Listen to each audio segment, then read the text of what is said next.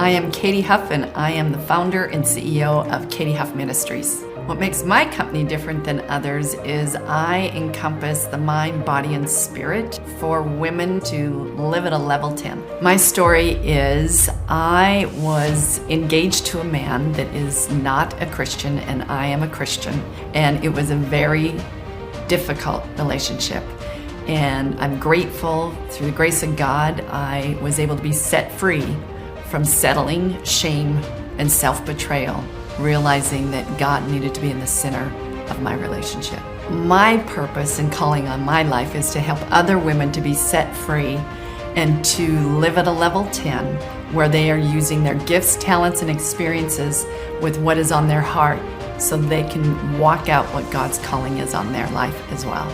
My no-brainer offer is to have you come to Montana and come to a women's retreat where you will be set free to be, do, and have all that God has called you to be, leaving a remarkable legacy. What I would love for you to do is to go to katy-huff.com,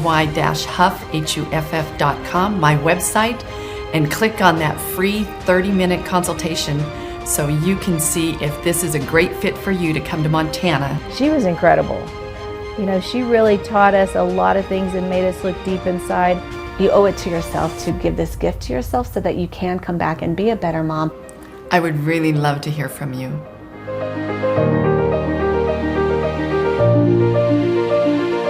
Hello, ladies and gentlemen. This is Katy Huff with Katy Huff Ministries with her podcast called Setting Yourself Free, a podcast where we empower and encourage people to be set free from whatever's holding you back, to be, do, and have all that God created you to be. And I am so thrilled to be here with Courtenay Turner, who is out of Tennessee. She's just a lovely woman. She's going to be able to share with you what has set her free. And I just want to make sure that you're going to be able to follow this lovely lady and this story. So you need to make sure that you are checking us out on Spotify, Apple, Rumble, YouTube, Facebook, Instagram, you name it. We don't want you to miss it. So with that, and please go to YouTube, hit Katy Huff Ministries and hit that subscribe button. That's the big wish I have for me, or blessing that you could do for me. And I am just thrilled, as I said, to have beautiful Miss Courtenay Turner here. Courtenay, welcome. I'm so grateful that you have agreed to come on and share your heart and what it means for you to be set free. Well, thank you so much for having me. Yeah, it's an honor to be here. Absolutely. So you're from Tennessee, and you have quite the little story of when you were brought into this beautiful world.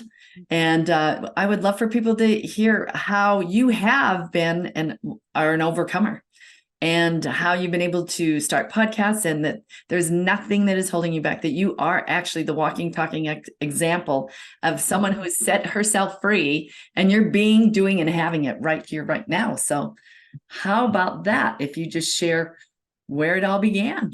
Yeah, absolutely. Thank you. So I was born with a very unusual set of circumstances. My mother was sick during first trimester of pregnancy, and she had suspected that she had contracted German measles. And she went to a doctor, had titer tested. They tested it as being 112. The doctor was dyslexic, and they suspect that it was really 121, which would mean that I was afflicted, and they would have advised my mom to have an abortion. But because my doctor read this incorrectly, I am here today to tell the story. So when I was... Yes, thank you. I am very grateful for this doctor's mistake, for sure. And I'm very grateful for the gift of life. But yeah, but it was definitely not without its challenges from the get-go. So when I was born on Super Bowl Sunday in the middle of a blizzard, and my dad was a huge football fan. He wanted to watch the game, but not only did he want to watch the game, he wanted to watch it with his friend, the doctor. And I was not arriving conveniently to make this a great viewing experience for them. So they tried to induce labor, but when they shot the epidural, I had already started to crown. And so my mom was tied up with a spinal headache for the first 2 weeks of my life. So that for those who are not familiar with what the ramifications of that would be, it meant that she could not lift her head. She couldn't sit up really. So she definitely couldn't hold me for the first few weeks. And when she did, she felt like there were a lot of things that were concerning her. So she kept asking the hospital, the doctors to do these tests. And really, like, the torch was the big test. And I don't actually remember what all of the letters stand for, but I know T is for Turner syndrome and R was for rubella. Long story not so short, they pretty much kept covering it up because they knew the doctor was dyslexic, and they just kept saying everything's normal. The one thing that was really concerning my mom was that one of my eyes was rolling up in the top of my head. She kept saying, "What's wrong with her eyes? Why aren't they focusing?" And they kept telling her, "Don't worry about it. Baby's eyes just don't focus." And she said, "Well, that doesn't make sense. One eye is focusing, looking straight at me, and the other one is rolling up in top of her head. So what's going on here?" And it was about a few months later, my mother had decided that my eye looked very familiar. And it was because it looked a lot like her father, my maternal grandfather, who had cataract. She did find a doctor who confirmed that I was born with a cataract in one eye. And they did a cataract removal procedure when I was 3 months old. Cataract procedures back then were very different than they are today. Today, it is a pretty routine procedure. Knock on wood, most people have no problems with it. They're in and out. It's, maybe a day recovery, if that. And I actually was there with my mom recently doing that. And it was really, not a major procedure Right. the way it was. For me, they pulled the iris. They left debris behind my retina. They had to go back and do what's called a retinal cleanup. And when they did that, they found pigmentation behind my sighted eye, and they diagnosed me with congenital rubella, meaning they had determined that my mother did have germ measles during first trimester of pregnancy. So I say all this, I'm just going to make the caveat for anybody who's familiar with my podcast. I have gone down the whole germ versus terrain theory. I do suspect that, it wasn't necessarily a virus the way that we are taught virus. People who know in Latin, virus actually means toxin, poison. So I think it's something more along that realm. But I think the story, the context is still important because it's what I grew up my whole life knowing. And so they had at that time determined that I was going to be completely blind, completely deaf, autistic, retarded, and immobile. Wow. Not able to walk and function. They told my mom the best she could hope was to find a nice institution for which me to spend my life. And fortunately, my mom did not agree. And she, pursued avenues to try and find the best help and care she could for me. And they were fortunately wrong, but I was born with several complications. I'm blind in one eye. I have a bilateral hearing impairment. So I actually learned how to speak by reading lips. I didn't get hearing aids till I was almost 6 years old. I was born with hypotonic limbs, meaning the muscles in my limbs didn't develop. I had heart surgery when I was about a year old. The hypotonic limbs, asymmetrical bone development, fine graphic motor impairment, stunted growth, missing teeth. It was all sorts of complications. So, but about a year after my birth, my parents actually sued for my birth, and it was called the wrongful birth case. So I don't think my parents felt that I was wrongfully born, but that was the angle that the lawyers took. So, Wow. Well, you are a miracle baby and thank you. an absolute overcomer, obviously. And as we all know, God has a plan for our lives, and he definitely did for you, because look at where you're at today is just unbelievable. It's you. I mean, no one would even know it. Thank you. Thank you. Yeah, I definitely feel like there was at least some sort of purpose, and I'm very grateful that despite all the odds, I'm here, and I feel like I'm thriving in the face of adversity. Yeah. So, yeah. I would say 100%. That is absolutely amazing. And so you have gone from where you were born and overcoming all of these things to where you are today, and tell them what you're doing today, because I don't want anyone to miss your podcast, all the things that you're doing. So where can they follow you, and what is your vision, and where you're going with your podcast and everything that you're doing to help this country, and obviously help people to walk out the calling on their life and not to give up or give in. Absolutely. So I I really see it as my pinned tweet on Twitter. I know they call it X now. I kind of refuse to do that, but but my pinned tweet is I use a beekeeper analogy. So as much as obviously I'm an American and I support the founding principles of this country, I really think what makes America unique is that they are kind of, they say when all the bees go, then the world will cease to be. And that's why the potential extinction of the bees is so terrifying for what it could mean for the world. So I see Americans, not the country, not like the government, but the people of America as very similar. We're the beekeepers because it is incumbent upon us to preserve the free will of humanity, because when America falls, so the world follows. And so I really see it as a battle for free will. Oftentimes people may look at whatever you want to call them, the predator class, the parasite class, the cabal, there's all sorts of names that we can give them. But really how I see it is there is a battle between the people. And this, if you have a biblical framework, of course it's God versus Satan. And it really is the people or the entity or spirit that wants to control and enslave humanity on earth, and the people who respect and honor that we were endowed with free will by our creator.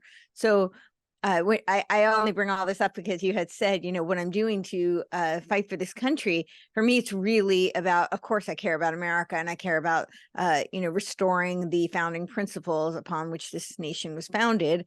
Mm-hmm. For me, it's really about free will and the free will of humanity in general across the world. So what am I doing? Right now I have a podcast, and I started it, I think, just in the beginning of 2021.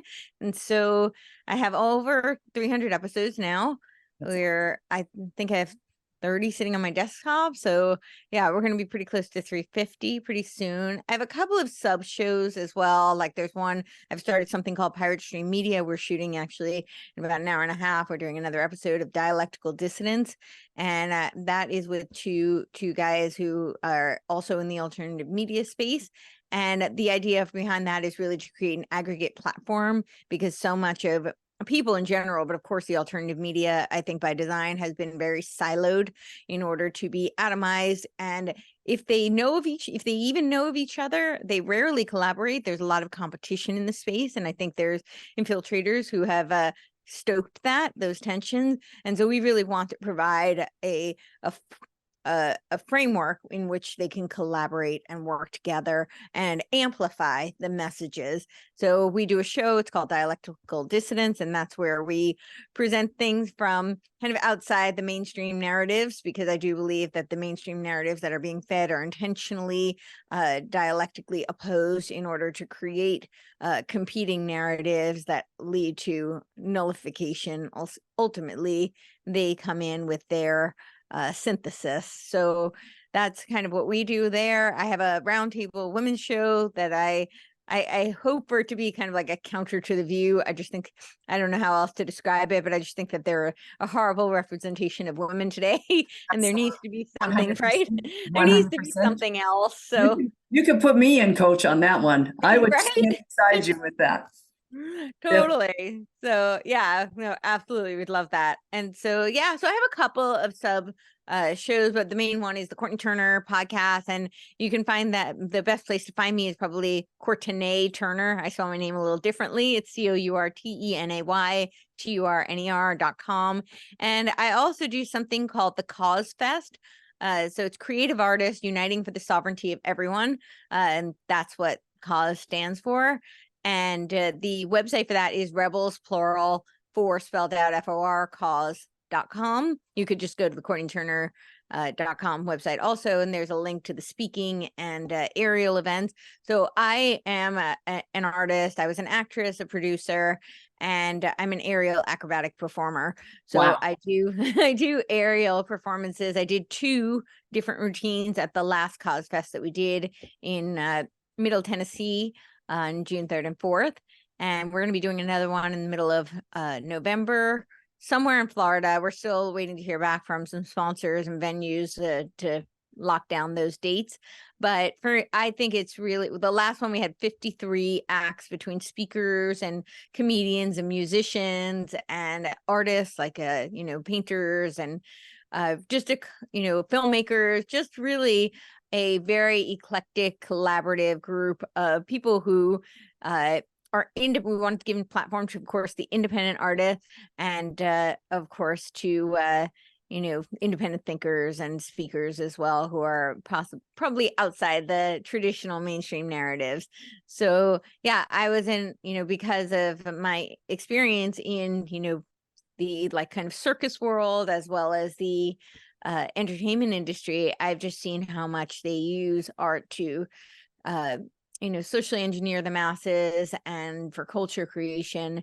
And I think that's part of why they're so afraid of the independent artists, because, they're typically the ones who will color outside the lines and do it in a way that's compelling. So they present an alternative to the narratives that people that, the powers that shouldn't be want you to hear. So Right. yeah, so I think that's most of what I'm doing right now. I have some other kind of side projects, some speaking events, and working on a book right now. So yeah.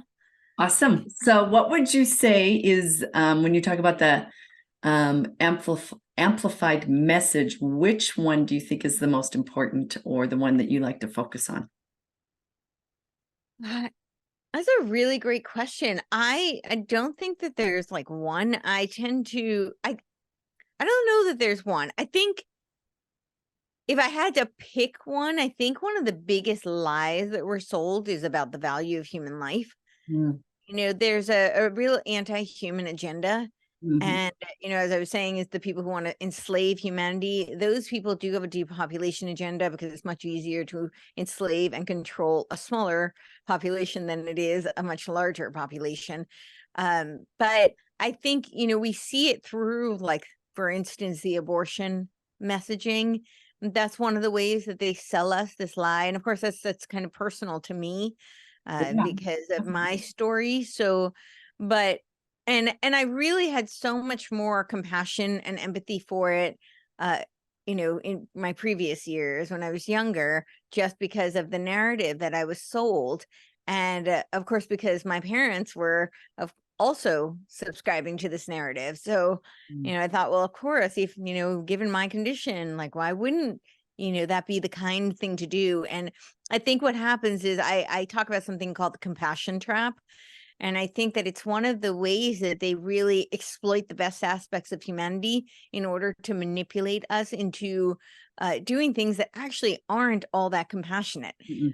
But when we're tied into groups instead of having individual identity, it is much easier to defend and champion the cause of the group. And so they trap us into thinking we're being compassionate because we're protecting this group.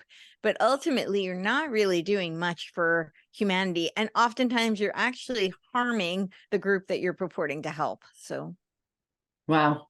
Yeah, that's huge. That's a really incredibly powerful statement. And you carry that shield, of truth, or the belt of truth, I should say, according to the Bible, that you were or could have been one of those fatalities as a baby. And Yep. to see you now is absolutely amazing, of how you've overcome so many things. And you're such an eloquently amazing speaker of, what you're portraying, which is incredible, which I just applaud, because, most people would probably not fight the way you did and overcome and be where you're at. So I obviously applaud you and acknowledge that. And I think what a great platform for you, because, it's almost like you're the poster child for why not to. And Right. that's awesome. And I just wanted to obviously acknowledge that and say, man. And so who would be your ideal follower? Because, I know you have a number of platforms, which is awesome, because you kind of have a wide sweep on a number of things, which is wonderful. So maybe would you want to touch a little bit on each one of them just briefly, or would you rather just zero in on the one that is the most important to you in this moment or at this time? Yeah. I don't think I have. That's always a hard question because I know for marketing that was actually when I first started. You're like, you have to have a niche and you need to make your podcast like 15 minutes long. And I was like, hi, I'm Courtenay Turner. Even my name is spelled long. That's just not going to happen. So Right. I know myself and I'm a deep dive person and I have a very wide range of interests. I would say that really kind of the center point of all of it really does boil down to free will and ownership free will. I think that's a huge, that's the antidote. I always say the antidote to their agenda is for us to be radically human. And by radically, I mean it in the true etymology of the word, like to be rooted, deeply rooted. Mm. So be deeply rooted in humanity. And for us to be deeply rooted in humanity is to take ownership of free will. Mm. And I think that's the opposition to the New World Order Yeah. goals. They want to centralize everything Yes. and, take all of us really incredibly unique, and diverse. And I don't mean that from external appearance, as externally different as we appear, we are internally unique with our, makeup, our personality, our passions, our drives, our desires, our interests, our just our strengths and our weaknesses, everything about us cellularly, we are each so uniquely different. So I really encourage people to embrace that, and I think that by embracing that we actually unify. And I know that sounds very it sounds oxymoronic, right? Because how is it that as us all so individually minded are going to come together? But I think it's when we're divided into these groups, it's much easier for us to argue against each other than it is if we are to look each other directly in the eye and recognize all the differences, but honor the humanity. And I think that through that, you don't have to kowtow or, abdicate your convictions. I in no way, encourage that. But I think that if we are to recognize those, we learn so much from each other, and we may even become more firmly entrenched. Sometimes we recognize we may be wrong and we learn something from someone who presents something so different or foreign to us. But other times we become more firmly rooted in what we believe and why we believe it, but we have a deeper understanding of why we stand for that. Right. And I think it's through really dealing with people individually that we do that. So your question was, who is my target audience? I don't know. I think it's people. I would love to engage in people who are beginning to question things. I think someone once said to me that I'm kind of like the podcast for people who like Neo right after he takes the red pill. So it's like right after you start to ask the questions, okay, I think we're being lied to about things and something doesn't seem quite right, but now I need to go a little deeper and figure this all out and see what resonates for me, see what doesn't, where is the truth, and try and sort all of that out. And I think that's really my audience, is those people I want to get the people who are like, okay, the people who have already bought all the lies and think they know everything. That's probably not where I want to spend my time. I mean, I welcome them, but I might not be for them. But for the people who are starting to ask a lot of questions but don't know and they want to dig a little deeper, I know that's a really broad net, but that's kind of what I feel like, because I do cover a really wide range. I mean, I go from philosophy, the ancient philosophy, to now psychology, health, fitness, and medicine, because I think taking personal ownership of your health is a huge way to step out of the matrix and outside of the dependency models that they've created. If you're sick and then you become desperate, right, and dependent, so you're much more easy to control. And if you're healthy, then you're much more likely to be self-reliant and resourceful and resilient. So I think that's one of the ways. And then, of course, the geopolitical milieu. And I don't touch too much on current events, but occasionally I will do political current events. But it's really, I think what's going on today, I think politics is the tactics and more of the operational level.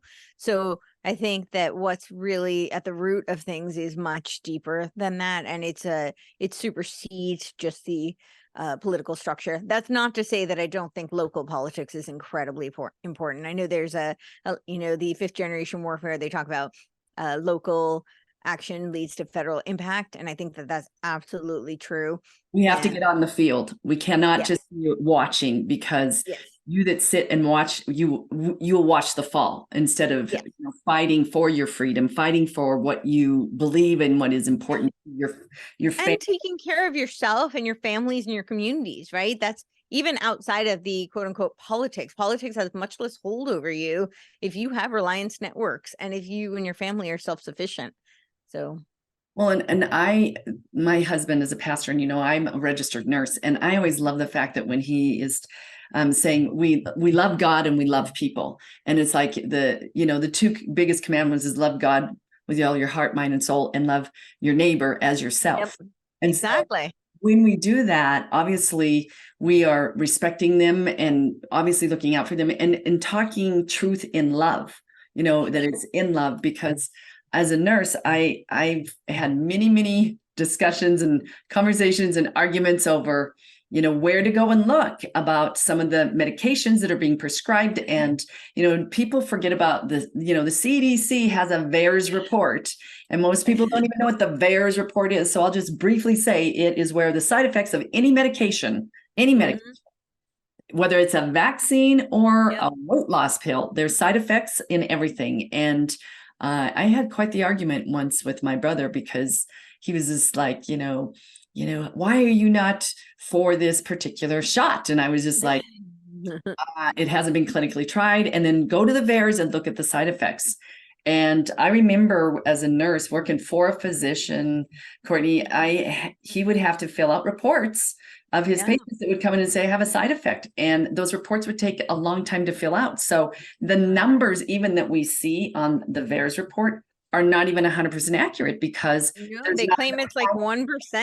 There's not enough time in the day for the doctor to take care of you and then fill out. Most of them don't even know. A lot of them, because a lot of times it's not even the doctors that do the reporting. It is typically the nurses or the administrators, and a lot of them have no idea.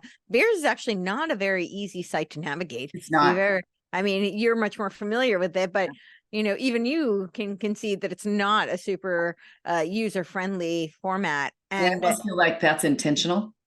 I think so too. So it's really interesting. You're probably familiar with this, but the Vaccine Compensation Act of 1986, one of the stipulations was that the companies would be granted impunity, but only if the VAERS reporting was maintained and accuracy. Wow. Right. So that's the caveat. And of course, both sides, right? Both sides of the aisle claim that VAERS is inaccurate. So and the one says they're exaggerated and they're bloated. The other one says they're wildly underreported. Either way, they agree that it's not accurate, which would then mean that they are not granted the impunity that they're so-called, claiming. So.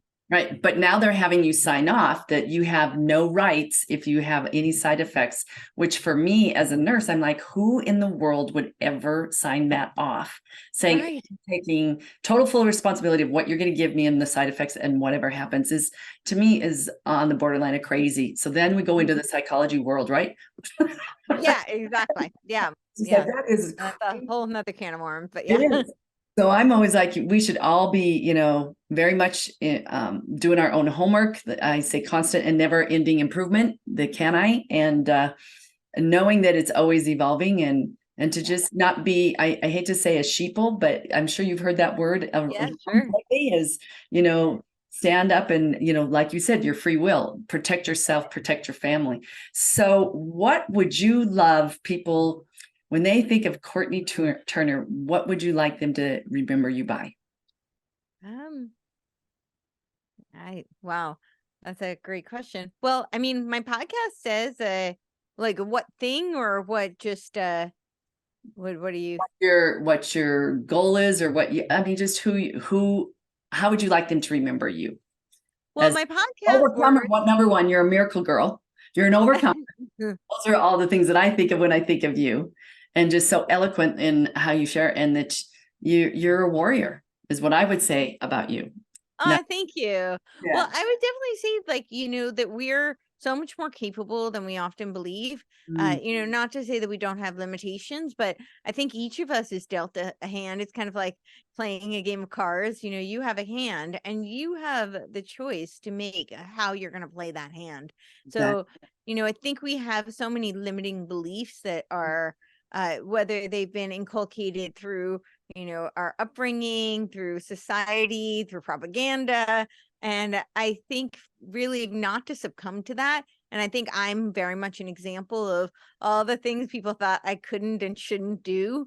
And I've, not to say that I've never fallen prey to any of that, or that I don't have my doubts. And I certainly have my share of struggles, but I feel like everyone does. But I definitely defied the odds. And I think that that's possible for, really all of us. And, my podcast words, I say to inform, inspire, and empower. And that is really what I aim to do. I'd like to give people information, not to say that I'm certainly not the arbiter of truth, but right. I aim to seek it, and I hope that by sharing what I've revealed and what the people who I bring on have learned and unveiled, that people will then be inspired. And hopefully from there, they feel empowered to take some sort of action that, gives them sort of sense of autonomy and personal sovereignty. So, amen. I'm a believer that you pray, you pause, and you don't do anything until you have peace. So I talk about the 3 P's: pray, pause, and peace, because peace is our guardrails. So that's how you can do the litmus test of, is this information accurate and correct? How does it serve me or not? And you'll get either that gut punch, or you'll be at peace. And so, because God is our great protector and our provider. And so that's what I believe in. So is there anything else you'd like to say to this audience that are going to be just totally educated, inspired, and moved to make a move and to protect themselves and their family, before we tell them where to find you one more time? No, I mean, I think that's really just, I think, I would say we're all endowed with unique gifts, strengths, and talents, and it's incumbent upon each of us to develop those, hone them, and so that we can be of contribution to society. And, one of the things that really made this drive home for me is I was a coach, like a personal trainer and CrossFit coach, and they always say, work your weaknesses, work your weaknesses. And that would drive me bonkers. I'm like, no, work your strengths. Amen. Because you're right. Because one, your weaknesses are probably never going to be your strengths. And I shouldn't say never, but most likely they're not going to become your strengths. And I don't think you should neglect them, because they can hold back your strengths, but your strengths are your unique gifts and talents. Yeah. And I think we were all blessed to have unique gifts and talents. So let your passions, your interests, your desires, your curiosity drive those. If you don't know what they are, I think those are good clues. Yeah. And let them be kind of a guide, and figure out what is your unique gifts, strengths, and talents, and work on those so that you can be, the best that you can be. Yeah, I totally agree with you, because I'm like, I know what my weaknesses are, and I'm so grateful that my husband has those as strength. Exactly. I'm like, so like you said, let your light shine on your strengths, and then you circle yourself around with your tribe and your community of the weaknesses that you may not have strength in, and have those people have those as strengths. And then it's a great world. You can shine where you can and have the strength, and give it the weakness to the person that's their strength. So exactly. I agree. Awesome. Build the ecosystem. Yeah. Yes. And we all need each other to be able to move forward and make a difference, and leave that incredible fingerprint that God gave us, that is yours and only yours on this earth. And so I would just love to say thank you again, Courtenay Turner, for being here. You are such a blessing. And I just want to make sure that, again, everybody knows that you can go to kirkelliott.com/unmasked, and you can go to mypillow.com/unmasked and get some incredible discounts on their incredible products. And then obviously, I definitely want you again to go to YouTube, Katy Huff Ministries, subscribe, and then also follow us so you can hear from this beautiful woman, Courtenay, on Spotify, Apple, Rumble, YouTube, Instagram, Twitter, and everywhere out there. We don't want you to miss this. So Thank you again, Courtenay, for your time, your expertise, your heart, and your willingness that you just want people to have free will and utilize it. So God bless you, honey. Thank you. You too. All right, we'll do it again soon. Yeah. I want you to get set free by utilizing My Pillow 2.0. By going camping, and you need a good pillow because you don't want to wake up with a bad neck. And so My Pillow has the most amazing pillows, and I personally have used the pillows. You want the good towels, you want the good sheets, you want the good slippers, and even your dog is going to want a bed. And so I, from Katy Huff Ministries, have utilized every one of their products. And I'm coming to you because I want you to be able to have a great discount by going to mypillow.com/unmasked, mypillow.com/unmasked, or mystore.com/unmasked. And I am just encouraging you to set yourself free from neck pain and not having a good pillow when you're out camping this summer. And so I look forward to you utilizing that code for a huge discount. So have a great camping season this summer. I'm coming to you from Katy Huff Ministries to talk to you about diversifying your finances. Critical time in our life right now, more so than ever before. I have been blessed with Kirk Elliott, PhD, who are the primo people that know exactly where to invest your money to keep it safe and be able to get it and use it by having it in silver and gold. So I'm encouraging you to do what I did. Contact them at kirkelliottphd.com and /unmasked. Make sure you do that unmasked because you'll get a discount on the processing, and you're definitely going to want to have a meeting with Kirk and just see how he can help you to secure your future with silver. Have a great day.